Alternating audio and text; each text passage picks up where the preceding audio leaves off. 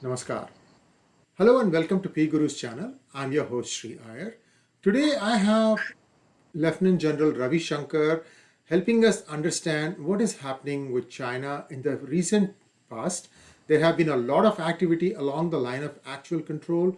Then one of their rockets that they fired, something happened, some malfunction, and it fell into the Indian Ocean near Maldives. Maldives is not happy, and a few other things as we look at the state of preparedness of India. And also, General Ravi Shankar will be sharing with us how the armed forces, all three, are helping in the effort of fighting the second wave of COVID. So, to know all about this and to get a 360-degree view on what is really happening, what are the intentions of China, how all this is now, playing out. It's a big jigsaw puzzle. I think General Ravi Shankar has figured out most of it. So I think we should listen to what the good general has to say about this. General Ravi Shankar, namaskar and welcome to PGurus channel, sir. Thanks a lot. Thanks a lot, Mr. Iyer. Great to be on the show again. A very good morning to everyone. And I do hope and I pray that all of you stay safe in this trying times and take all precautions and take care of all your loved ones. Over to you. Yes, sir. So the first question that I have for you is that there was a rocket launch that China did, and then the thing crashed somewhere on Indian Ocean, and they said that most of it burned up while on re-entry. However, the splash and the aftermath of that seems to indicate that a fair amount of debris fell in and around, not on the land itself, but near Maldives. Now, what was this rocket that they tried launching? Is this the first time they're having a failure? I mean, if you look at India's program, right, the satellite launch vehicle, SLV, we had many failures before we got it right. After all, people know that the satellite technology is not as complicated as the satellite launch technology because you have to control your escape. So General Ravi Shankar, kind of first walk us through China's rocket program. What happened in this case, you think, and basically why China is doing this at this point of time? Let me look at it from a totally different this thing. China's got a great space program. I have nothing to do with it, and rockets do malfunction. I'm okay with it. But sometime back, the Chinese Communist Party in one of their media portals had shown the takeoff of this rocket and burning pyres in India. And they said, look, the different kind of fires being burnt in China and India. It was quite a derogatory photograph, mocking us. For me, it is divine and poetic justice that it is this very rocket which came down. That is the crux, right? They wanted to put one part. You see, if I go technically, this rocket was carrying one part of the space station which they wanted to establish. That's a different story, right? But what a mean thing to do for the Chinese Communist Party. It was so mean that the Chinese themselves couldn't stomach it. Yes, and Weibo, there was a lot of adverse criticism. Yes. And the Chinese, the pressure from the people of China made them take this off. So that is important, more important to me than the stupid rocket going up and down. The people of China have a conscience. The Chinese Communist Party does not have a conscience, right? And it also shows the malevolence of the Chinese system against India. That, come what may, they're going to mock us. They also mock the relationship between India and USA by showing some third-rate cartoons, right? So that is of this thing. And that means what? That for long times to come, let's not have any doubts. China will be our main adversary. And it will be an adversary which will keep us down. And that is what we have to be cognizant of. I mean, there's no, let's not, all gloves are off. Also take into account that they have indicated a propensity to hit us when we are down, right? So all their stories of friendship and all that is bunk. Last year also, they invaded into Ladakh when we were at our peak. This distasteful thing is also that. I would like to analyze this part rather than their rocket program. The failure of the rocket indicates that they're technologically weak, that they're not there, right? There's long way to go. And the technological prowess of China is a big question mark. A lot of people say it's going many places. You have to connect two issues. One, space technology, and second, their vaccine technology. It's very clear that their vaccines don't have the great technology. Same thing for the space, and same thing for anything China does. It's all copycat technology. They don't have semiconductor technology and all that. So it is not only their malevolence, but their technology is also overstated. And that is something which, one has to understand in this whole story.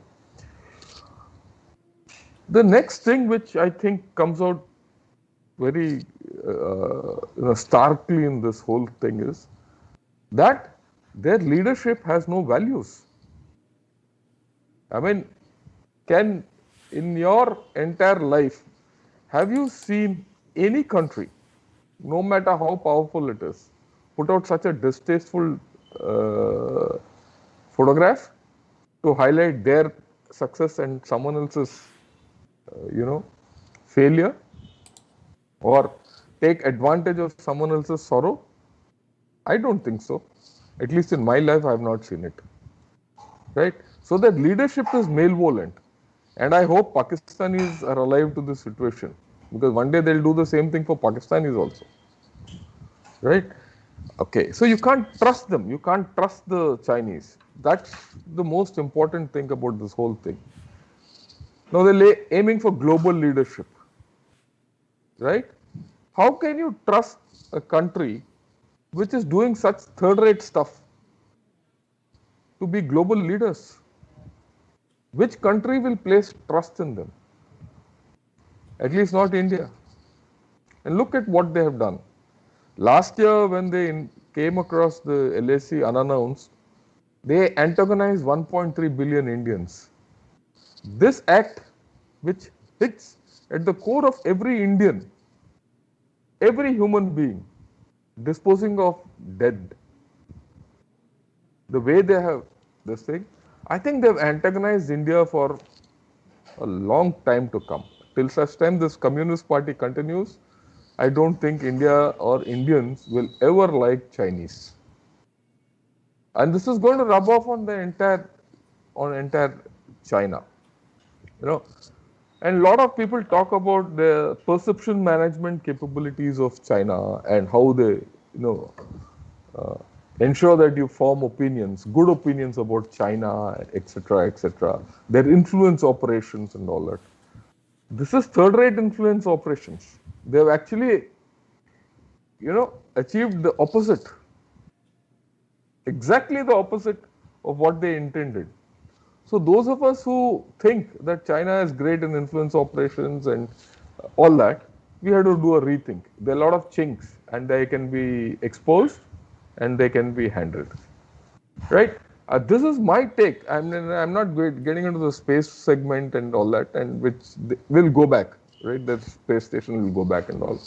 But I think there's more to, the way I look at it, that photograph and their entire approach to the whole thing reveals more about China and how all of us have to look at this thing. That's my take. Now, any questions on this? Yes, sir. A couple of observations before I ask my question, sir. First thing is, viewers, you can ask questions of General Ravi Shankar as long as it is on the topic. The topic today is China, the new aggressive stance on the LAC. and anything else that is covered in this particular talk. We are going to touch upon a few things like I mentioned at the beginning. Sir, what is the insignia on your t-shirt? It looks very nice. Oh yeah, I must say so. Look, this T-shirt is an old T-shirt of mine. This is a NDA T-shirt, and the color blue and yellow is of my squadron. So it's something like I never let go of this T-shirt, and I wear it. Yeah, I. This book, Uh, I write at length about Khadakwasla, sir. okay. Oh, very nice. One of the And protagonists in the book, he's from Khadakwasla. okay, I'm So, also from Kadakwasla. Don't make me a protagonist there. But having said that, this is a T-shirt which I wear with pride, and it's a very old one, but I never let it go. Yeah. in terms of this one picture that New York Times put out in their article was so crass, and it's I would dare these guys to put up something like this when you are burying your dead as a Christian, and shame on you, New York Times. You guys never seem to learn. I mean, I'm up to here with this. In fact, all these media companies, Washington Post, New York Times, they're all going down the chute faster than you can say hello. But they don't want to change their ways.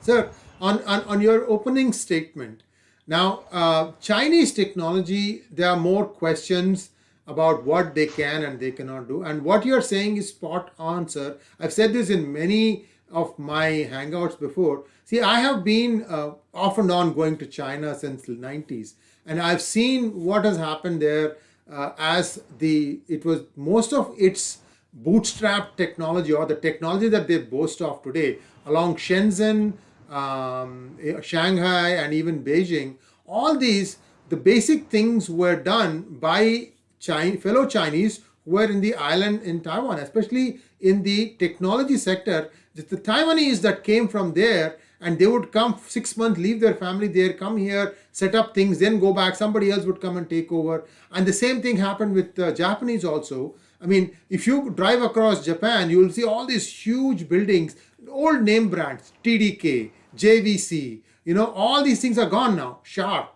None of these companies make any more of their products that they used to make. It's either being made in Korea, or now perhaps in China, for only that small market that still buys VCRs and so on. My point here is that all this was because they opened the doors to manufacture, and they were able to arbitrage their lower labor rates versus the higher labor rates for these companies, and that's how they built up their thing. Now, and all of a sudden, now they are saying we are number one in 5G, we are number one in AI, and so on and so forth. So until you really fight a war with them and force them to bring out all their weapons, you don't really know how good these are. And the same thing with the JF-17. To this day, we don't know if that Pak flight that was brought down by India, whether it's a JF-17 or an F-16 still. Well, look, China, if you understand China, they boast a lot and achieve little, right? One. So everything is suspect about China till they prove it. And that's what was proven in the last 1 year in Eastern Ladakh, right? They brought too many things and said, we'll do this, we'll do that, and could not achieve very little. They had to wind up and go back. In recorded history, this is the first time any major army has had to break its own defenses and go back 8 kilometers. That should not be lost sight of, right? And coming to the fact, a question which a lot of people ask me is, will they take advantage of our viral situation? I doubt. I doubt for only one reason. Whatever our condition within India, virus and all that, the army is intact. There's nothing wrong with the army. And we could face up to them last time, we'll face up to them now.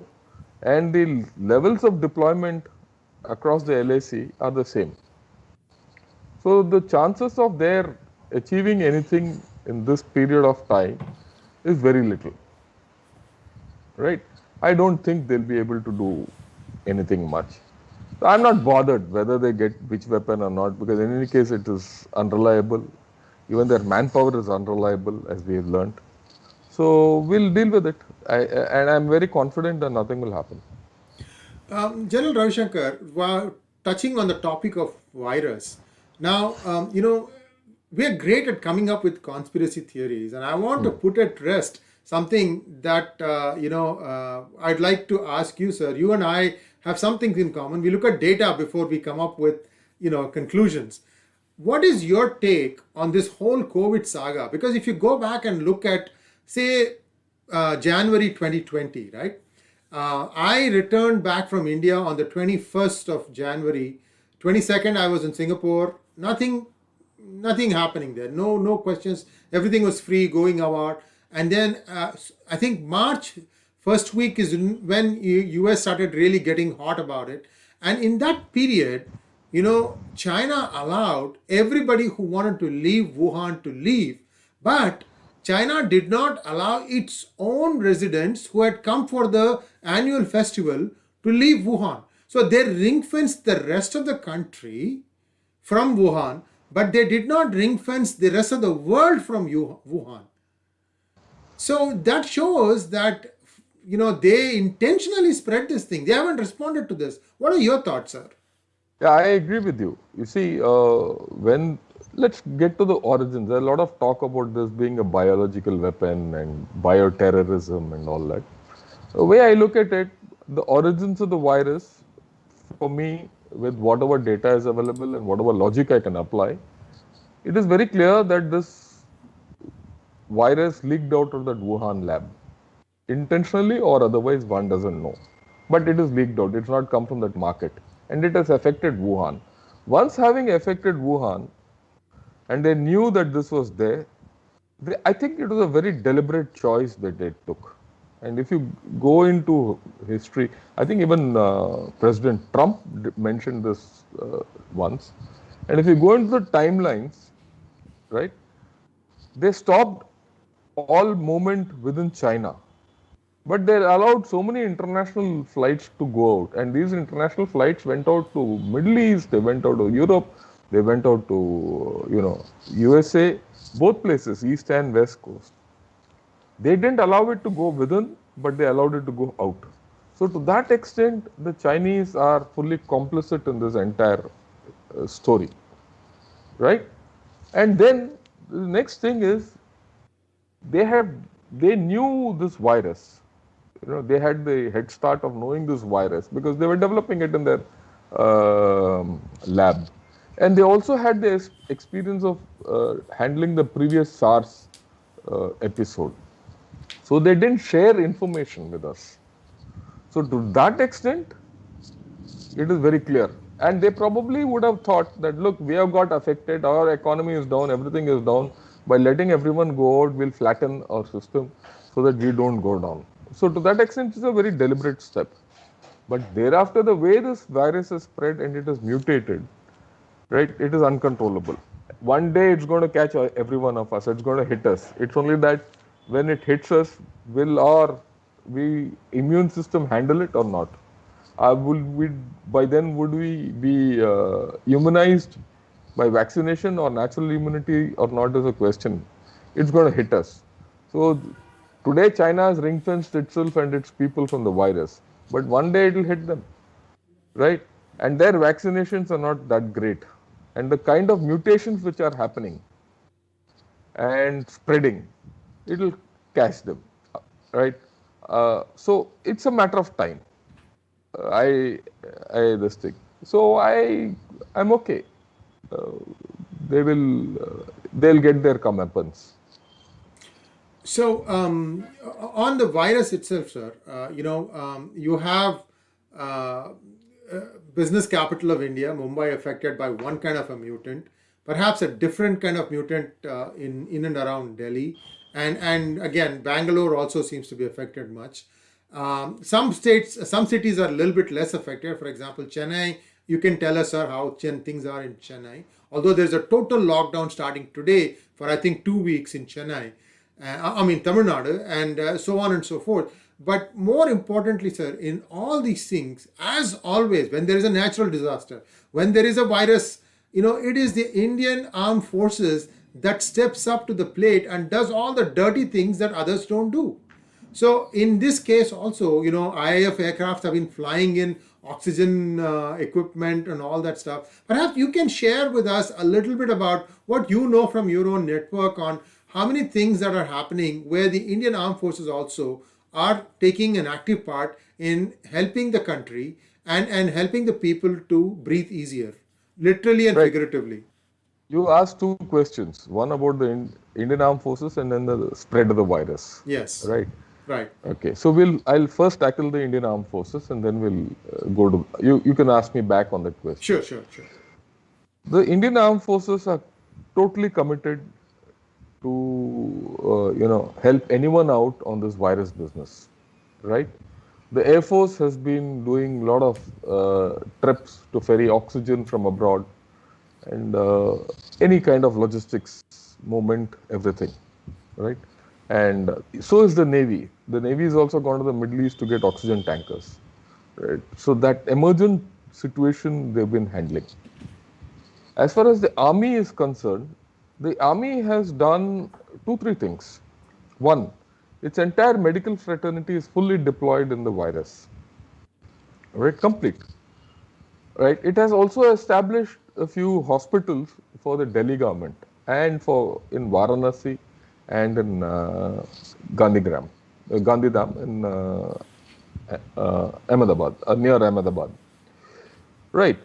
And then handed it over to people to run it. And besides this, they have opened up the military hospitals and the military facilities to civilians also across the country.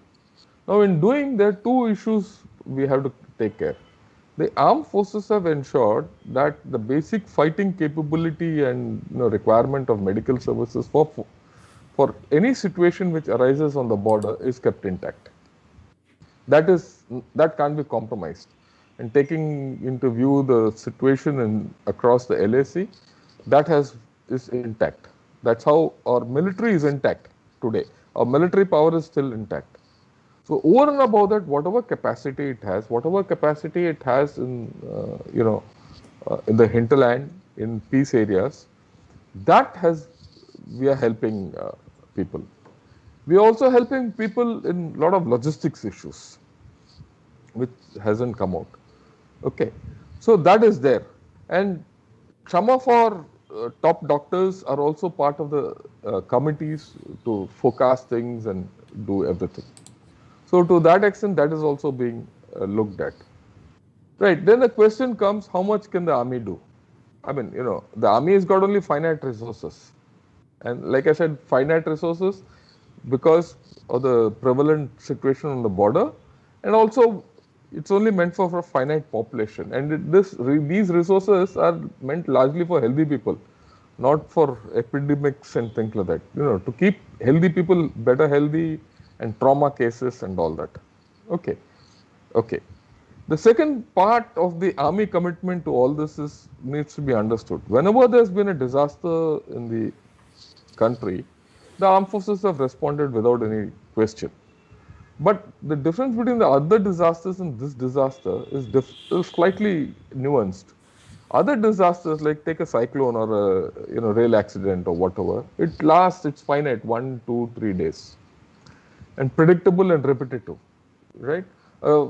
Cyclones, the eastern coast of India always gets hit by cyclones. We know it, and there's warning, there's time to prepare everything. Whereas in this case, that's not so. This is going to be, it hit us hard, it hit us with surprise. We were not prepared, we didn't have knowledge, everything. Yet the armed forces have responded, and this is going to continue for the next 2 to 3 years. So one has to be balanced in committing armed forces resources into handling this pandemic. Fine, the armed forces have responded to a situation to the extent they can, and they will. But at some point of time, the government has to start saying, okay, let's decouple the armed forces. And then yet another issue which has come up and which is often spoken of is the veterans. See, there's a whole lot of veterans in the armed forces. Now, there's a problem which has come up. When the veterans go to to the civil hospitals, because of their incapacity and their own rush, they say, look, why don't you go to the armed forces, your own Army hospital. hospitals, Yeah. army hospitals. When they go to the army hospitals, that capacity is already given to civilians. And, so there's an issue. We are handling it, right? It is not as if one is not handling. But these are the issues which I thought I must put across. But having said that, the armed forces are standing by the nation fully. So I hope that answers that question, right? So the next question is about the virus. See, the virus, actually, the second wave, in my thinking, started in Bombay. The UK variant was there, the South African variant was there, then our own Indian double mutant was there. All these coalesced at Bombay, and Bombay erupted. This was in end March, early April. And at that time, India was fully open, right? In the sense the air traffic was high, everything. So with the kind of traffic flow which takes place from between Bombay and Delhi, it was only natural that it went to Delhi. I mean, I don't see anything insignificant about it. And since the travel was quite open, it went to other places also. Okay. And then, of course, our government faltered by holding that Kumbh Mela, elections and all is now, recorded evidence and history. So I'll not go into that. So the thing spread, right? So when people say it's bioterrorism and all that, I mean, I find it difficult to believe. And then this spread and it hit us hard. And it caught Delhi unprepared. Basically, it caught Delhi unprepared, and there are political reasons for it. But if you look outside Delhi, though the second wave has hit us hard, there are a lot of places which have controlled the virus. Look at Orissa. Orissa is one of the poorest states, right? If you go back in history, they've had this history of Kalahandi, starvation, deaths, and all that. But yet they've handled it. Why? There's another reason for it.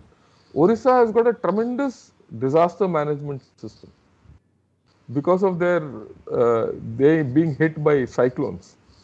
So because of that, their response to disasters is streamlined, and they've used those for response to COVID and this Chinese virus.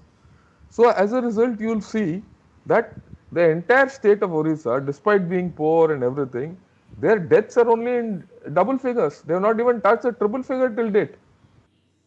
At times, it's been only 10, 15 people dying in a state. Now that's tremendous. It's not a mean achievement, right? The same thing goes to Kerala. You look at Kerala, their healthcare, right? Kerala has been in pause. Despite the numbers due to polls being held, the number of the deceased are less. So they're handling the virus well. Look at Bombay. Bombay has turned around completely by having a motto of chase the virus. They chased the virus. They didn't let the virus spread. So Bombay today has turned around. Tamil Nadu, notwithstanding the fact that we were at pulse, the situation has never gone under control, out of control. We were okay, things were increasing. Because of the pulse, it has gone up. So we have responded by a lockdown, timely, and clear leadership, whether it's the earlier leadership of AIDMK or the present DMK leadership. The response has been good. It is not as if, every state has gone bad, right? So I think one has to understand Delhi is in a pretty bad shape, there's no doubt. But then the good thing is Delhi has also started recovering. If you see the recoveries out of Delhi, the recoveries are more than the new infections, and the death is going down. So what do you see in India as a whole today? The western part of India has started recovering. Rajasthan, Maharashtra, Delhi, they've started, the recovery is on. The central part is, on a plateau, and the southern part is probably hitting the plateau soon. It is the eastern part of Bihar, Bengal, which, Jharkhand, these are a little in a bad shape. Madhya Pradesh, these have to, come out of it. So it will be in three phases. So overall, you'll see the figures coming out of India will be in a plateau, because one part is improving, the other part is hit on a plateau, and the other part is going down. So it is, this is how I break it up. Definitely states like Madhya Pradesh, Rajasthan, Maharashtra, Kerala, Tamil Nadu, Orissa have been able to control the virus. Yeah, Bangalore is not in a great shape. Bangalore is this thing. Right, Delhi has started recovering. So I see things will move in the right direction. Maybe 1 month from now, people will say, how did India do it? it right? And people will start looking at it in a different manner altogether, right? And then maybe and I'm very sure with the experience which we gain out of this, we'll handle the third wave better. Look, the virus has hit us bad. Let's not run away from it. Okay. But it is not as if we have gone out of control. There I disagree. It's only Delhi which has gone out of control. Because of the fact that Delhi is the national capital and everyone focuses on Delhi, and Delhi is most accessible to international media. Yeah. But if you have to look beyond, India is not Delhi and Delhi is not India. Delhi is just one city. You hit the nail on the head. 23rd December 2019 is when the Shaheen Bagh protest started. And Yeah. I arrived on 24th night, 25th early morning, or 25th night, 26th early morning, something like that. So I get into the elevator to go to my room in the hotel, and the first thing I see is a foreign correspondent. He's got all his lenses and cameras and Yeah, things yeah. like that. And it didn't even strike me to ask him what is the thing, because I didn't even know that there was a protest happening in Shaheen Bagh. Only after a couple of days I came to know, okay, now, then I correlated, okay, this guy is already here. Wow, news does spread fast in India. Sir, let's get back to our discussion. How is Yeah. Chennai doing, sir? Oh, well, Chennai is okay. Let me tell you, I mean, we are stable. There is a lockdown from today for the next 2 weeks. But it's not been overwhelmed. Chennai is not in a state where we are, struggling like Delhi. Uh, as of yesterday, there are still ICU beds traceable and available. So are oxygenated beds. We are not short of oxygen. And one good thing which the Tamil Nadu government has done. The previous, mind you, this is done by the government which was going out of power. When they saw that this remdesivir was being sold at black market, they opened up in a medical college counters to sell remdesivir at fair prices. And that hospital, Kilpauk Medical College, is quite next to me, and I see the lines there. So there, every man who's got a prescription for remdesivir from authorized source, and they have their methods to check it, is given 6 vials of remdesivir. Right? 5 is the normal course, as I understand, and 6th is for some mishap. So he is given each around 15,000. So for about 9,000, he gets his 6. Otherwise, the black market in Delhi is anything between 30,000 to 1 lakh, depending on how. So they've eliminated the black market here. Something very good. And of course, yeah, for this, you have to stand in a queue, you have to stand in hot sun, yes, for 4-5 hours, fine.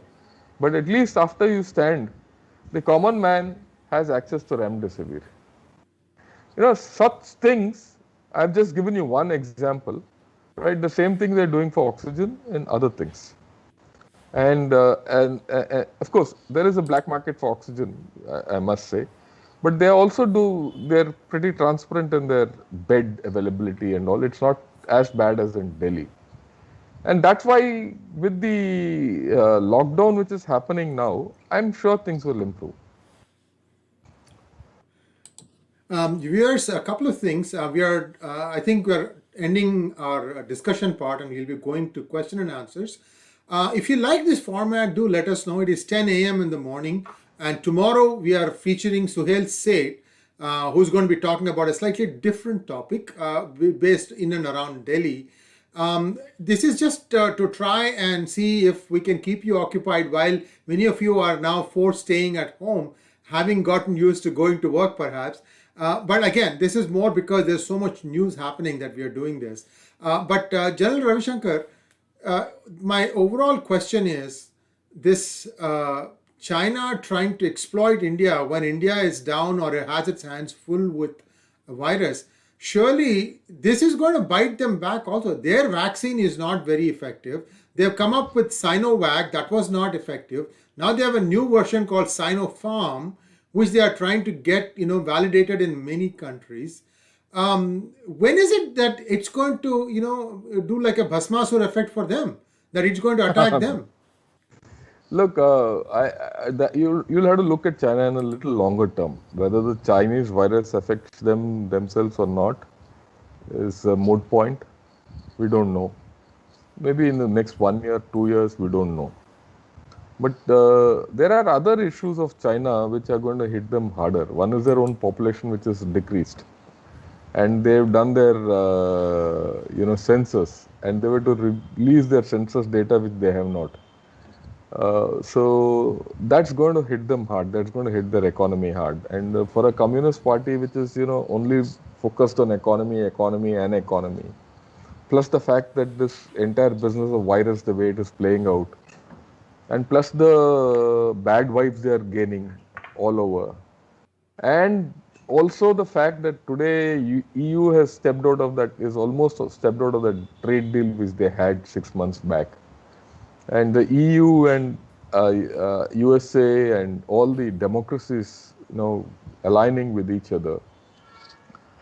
I think in maybe next 4-5 years, China will start getting marginalized. That's my view. Of course, people might disagree with it, but that's their choice. Thank you very much, sir. Let's get into questions now. Yeah. First question is from Vishant Naik. Does Indian Air Force have an advantage over China in case of a war, since Indian fighter aircraft can take off from low altitudes? Yeah, that's a fair question, and it's a right question. Indian Air Force has a tremendous advantage over China in case there's a war, because not only because of the fact that we can take off from lower altitudes vis-a-vis theirs at high altitudes, they also don't have enough airfields there, right? They don't have enough airfields, whereas we have many airfields in the where there is likely to be battle. We can address that particular theater or that particular battlefield from many airfields vis-a-vis theirs. In fact, 50% more. So we have greater flexibility. And secondly, a lot of talk will be there of using air-to-air refuelers and from the mainland and all. That's very nice to talk, but you can't do so. To do a air-to-air refueling and then take attack and then go and all, it's a very complicated operation. I don't think China has the capability to do it. Why? Because it has not practiced this. All this needs reasonable amount of practice. It needs experience, which they don't have. I mean, many of us forget the fact that China last fought its ground-based war against Vietnam, 73. And they It was a lost. ground-based. The fact that they lost is one issue. After that, they've never used Air Force. Even in 62, when they fought with us, they never used Air Force. I think it was India's flaw that we did not use. Yeah, that's I'm a sorry different story. Yeah. That's a different story. But the fact is, their ability to use air power is suspect. So I think we have a great advantage. Right? There's no doubt about it. The next question, sir, is from Harish Kumar. He wants to know about the CCP document, military document leak on SARS. There was a military document that was leaked on SARS. Is there anything to read in between the lines there? See, we don't know the authenticity of that leak.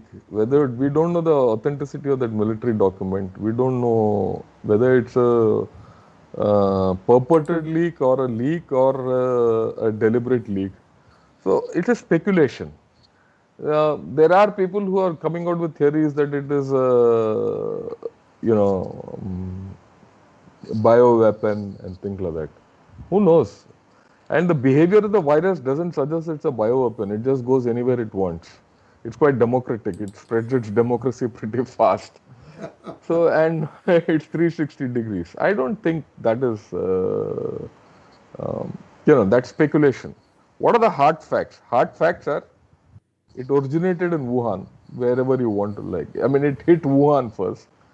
And there is a lab there which indulges in this virus, what shall I say, research, right? So there are only two choices. Either it's come out of the lab or it's come out of the market. There's no third choice. From what I could make out, what I have studied, it has leaked out of that virus lab, Wuhan virus lab, right? Where they did this gain of function activities, right? So they did that and it has probably leaked out. You have to also consider that China is a pretty lax country internally. Their rules and regulations are not great. They're a corrupt people. The Communist Party itself is a corrupt organization. They bend rules. They don't follow rules. So the chances of this having leaked out of that is very high. That's my way of looking at it. I mean, I'm putting many, circumferential evidence into the circumference and coming to my conclusion. Sir, the next question is Nishant Agarwal wants to know what is the best way to tame China? Well, the best way to tame China is to stop negotiating with them. I wouldn't say stop negotiating with them, reduce economic activities. The day Chinese see, again, you have to take it in 2-3 things. China is a polluted country, right? Its food security is pretty poor. It doesn't grow its own food. It has to depend on. It is a water scarce country, and it depends a lot on economy. And like I earlier said, its population is going to go down. That's a fact. It's probably not the most populous country even as of today. They might fudge the figures, but there are enough speculation to say that it is already below the population of India and receding. If the population goes down, and it's an aging country, the very important factor is that China is the fastest aging country. So they have a whole lot of old people to support. Now you put all this into account, you stop doing business with them, their economy will go down and they'll become a normal country. And that is how you tame China. Economy. You just cut their, right? And that's happening, that will happen. If they have pictures, they show pictures like fires versus rockets and all that. I'm sure many Indians like me, and this is my earnest appeal to everyone, if you are a good Indian, stop buying anything Chinese. 1 rupee less, one item bought less from China is 1 rupee less into the Chinese economy, or $1 less into the Chinese economy. And that's how you tame it by $1 less. So each and every one of us becomes like a soldier. Yes, we are. And if you can reduce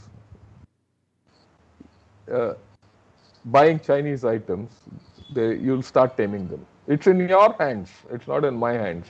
It's not in the army's hands. And I must compliment the information to what you just said, sir. Even the new Biden administration, supposedly friendly towards China, has not changed any of the sanctions.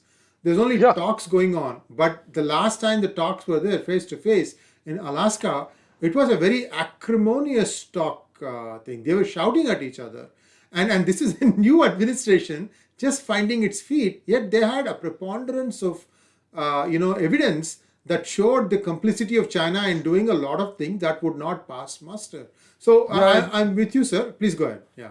Yeah, I agree with you completely. See, in international politics and geopolitics, interests are permanent, friendships are temporary, right? So American interests are very clear. If you continue with China, you're going to buy trouble, right? And what President Trump started, I think President Biden very wisely has gone across with the same policies, and there's a bipartisan consensus uh, to continue with the same policies as I read it from here. And there's a equally, I wouldn't say bipartisan, I think across the globe there's a realization the less business we do with China, the better it is. Yes, sir. And the next question is from Kunal Upadhyaya. General Sir, are our bases in all sectors, especially eastern Ladakh, fully covered this time, unlike last year? Should we be worried about getting caught off guard again?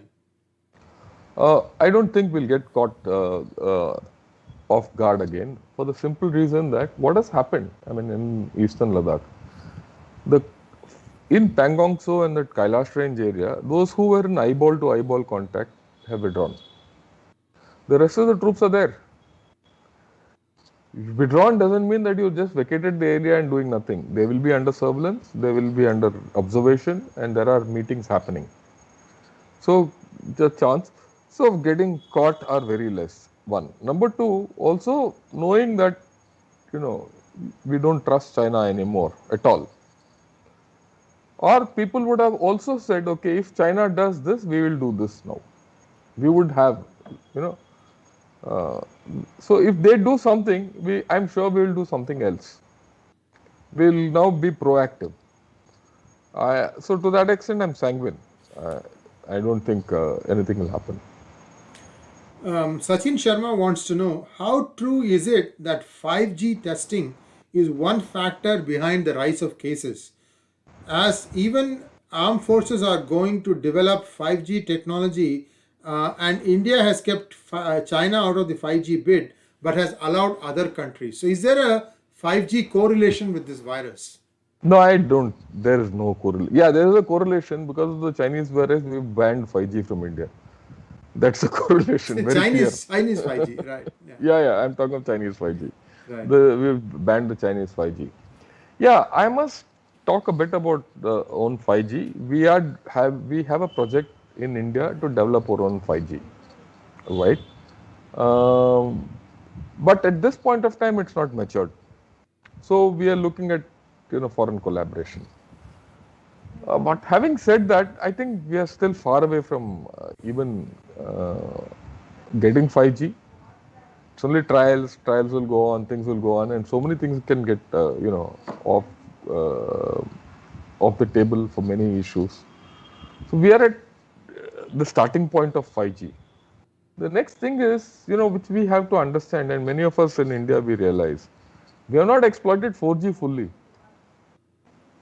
So to go to 5G is a second step, right? So 5G rollout is going to be very slow in India.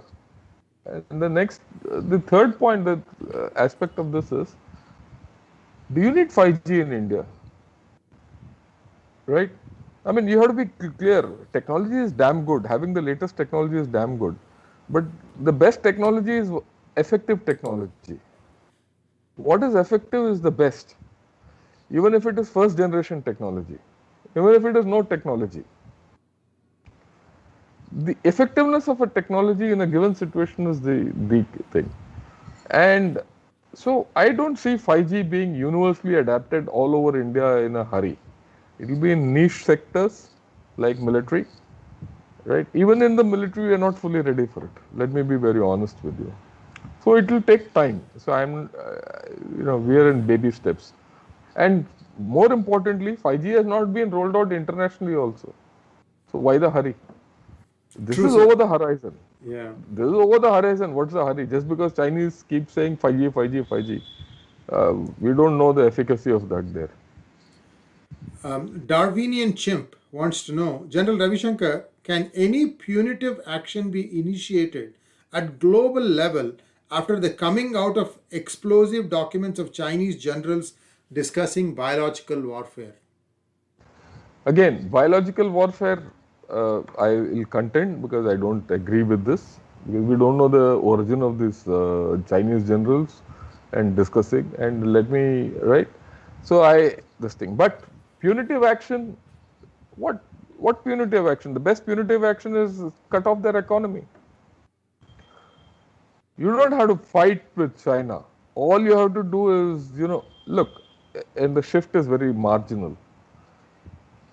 If you can bring down Chinese economy by 10%, or rather you stop buying 10% of Chinese goods, 10% reduce, it's punitive action. You'll see China coming to heel very fast. Next question from Ashish Mehra. Why is the virus not hitting China again? See, it's not to, we don't know whether the China has been hit by the virus again or not. First and foremost, they're not allowing anyone to come in. Second, you have to grant one thing to them. I mean, we might not like China for whatever it has done, but you have to grant one thing to them. They've been able to enforce discipline in this society. Whether it is forced discipline, unforced discipline, that's a different thing. We all now know that if you wear a mask, have COVID appropriate behavior, maintain social distancing, maintain hand sanitization, you can beat this virus. Those of us who maintain these disciplines, you can beat this virus. Now, democracies definitely are messy. People don't listen to each other. Cultures, in a multicultural society like India, we have our own whims and fancies of culture where you don't follow these. So that is how this virus has spread in democracies, right? And in unordered autocracies. Whereas China has been able to do it with discipline. You might question it, right? But having said that, they remain susceptible to it. A large society of part of China remains susceptible to it because they have not been hit by it. Whereas we are gone past that stage. With the vaccination and this second wave and third wave, we might be hitting herd immunity, and this entire thing might die out in the rest of the world but China. I mean, look at it a little longer. So I mean, this is where I leave it. So let's not get too worried about, right? But if you read, there are outbreaks, right? The border towns and the border area of Myanmar is already affected there. It doesn't come out, but one odd snippet comes out. So it's not as if they don't know. One of their equivalent of Anthony Fauci, I don't know what his name is. I saw this thing. He said, look, if every other country is vaccinated or has gone through the virus, right? They're in a better position, and if China has not gone through that, we will not be in a great position. And they don't have the capacity to vaccinate everyone, and their vaccines are poor, and they are not going through elimination, the herd immunity process by infection. So all these mean that their whole thing is still affected. So they are not in a great position. They are full of risk. And with that, we bring our hangout with General Ravi Shankar to a close. Tomorrow, same time, we're going to have Suhail Seth. We're going to talk about a slightly different topic. Please do subscribe to our channel, join us as a member, and also donate to our cause. General Ravi Shankar, from the bottom of my heart, thank you very much, sir. This was arranged at a very short notice, and you really were enthusiastic. We said, the whole country is at home today. Let's do something different. So we really decided that, and it's been a huge success. And all those of you who watched us, thank you very much. And we'll be back again tomorrow, same time. But in the evening today, we have global design, daily global insights at 5:30 p.m. IST, and Ask Abhijit at 9 p.m. IST. So we have 3 live programs happening today, and do join us for those also. And namaskar, and thank you very much, General Ravi Shankar. Thanks a lot, and wish all of you the very best. Keep safe and take care.